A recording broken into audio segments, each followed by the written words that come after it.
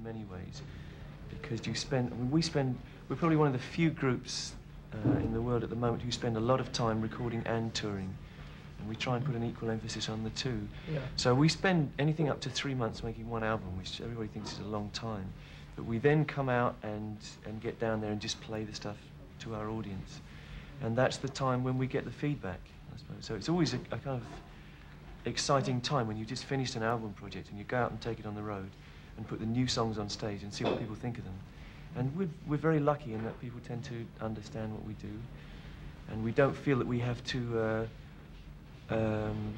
adapt ourselves to the audience. We feel that people understand what we want to do as musicians. So we're in a fortunate position in that way. I feel like every album since A Night at the Opera has repeats the same schemes. Really? Oh, what are you saying? I don't agree. No, I don't agree. I would say Day at the Races does and was meant to. News of the World, our last album, I think is very different, totally different to both of those. Yeah, News of the World was a complete reversal, really, because we got more and more complex up to A Night at the Opera and A Day at the Races, which were kind of twin albums, we felt. And at that point, we felt we had to go back and kind of start again with the very simple things. And News of the World is really very straight rock album, you know, there's almost no extra overdubbing, you know. And on this album, we've sort of changed again, and we're trying out some new directions, we feel. I don't see at all that they're similar. No, we don't. We never consciously try to repeat.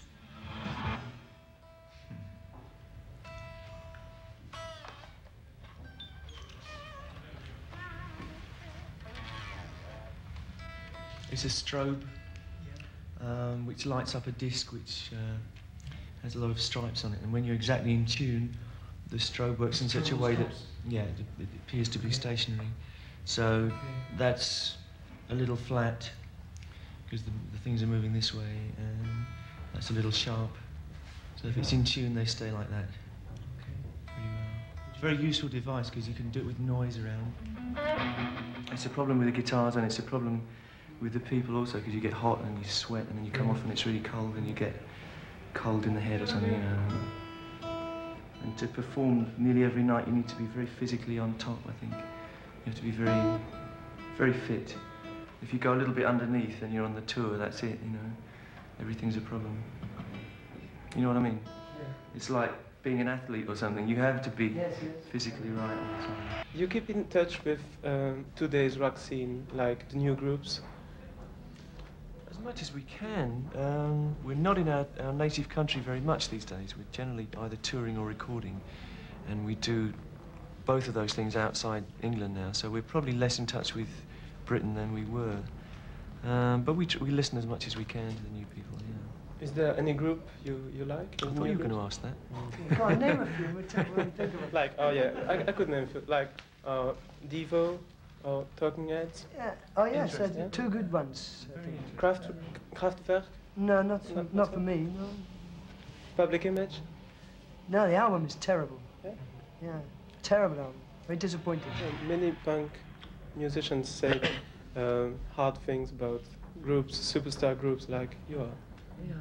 But they're very inexperienced. It's very hard to say these things when you haven't played that many shows, you know. It's called jealousy. Especially in a big... But that happens all the time. I mean, when we started, we were jealous of... who were we jealous of? Led Zeppelin.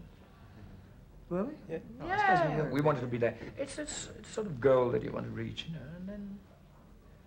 Yeah. It's all healthy. I think it's really talking about a fashion. It was a fashion at the time, and it was a useful vehicle for people to make a noise, you know. If you say, we're very much against what is going on at the moment, and I mean, in my opinion, most of what actually happened in the punk thing was a reversal, going back to what the kind of thing which we had developed from, you know. I think it's more of a fashion than an actual musical development, I would say. Sometimes you've been badly treated by the rock press. Very badly back home. Usually. Abused. They don't like us, we don't like them. A lot of people spend their time making up good things to say to the press and don't go out and work. They don't play rock and roll. They just do interviews most of the time and make a few records. But we just tour and record and work. In fact, we're wonderful people. That was going to happen in '79, for Queen? We're going to make more records, tour even more. Don't know, it's difficult to say. This has been our hardest working year. We sort of toured America, now we're touring Europe. After this, we sort of do the live album. We're recording the live album now. We mix it and then we go to Japan. So, I mean, we're constantly working. Do you still hope to reach something what you hadn't reached yet? Something very special? I think the true answer is you never really know what's around the corner. You just work at what you feel you ought to be doing. And if things come up, they come up. You can't really say that we're aiming for a particular point. It's not really like that. It's just making music and putting on a show. We just want our records to sell, as long as we keep...